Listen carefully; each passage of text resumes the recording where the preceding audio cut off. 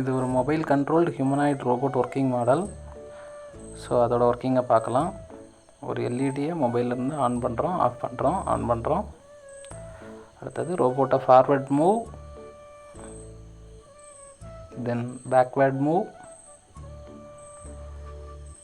தென் right move, அடுத்தது left move பண்ணுறதை பார்க்கலாம்.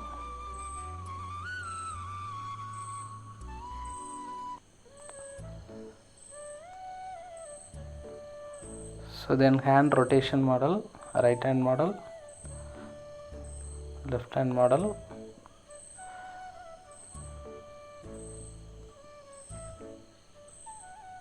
So hand rotation நம்மளால பண்ண முடியும். இதை both up direction down direction நம்மளால பண்ண முடியும். லாஸ்ட்டாக obstacle avoidance. ரொம்ப முன்னாடி ஏதாவது ஆப்ஜெக்ட் வந்துச்சுன்னா ஆட்டோமேட்டிக்காக ஸ்டாப் ஆகி வேறு பார்த்து சூஸ் பண்ணி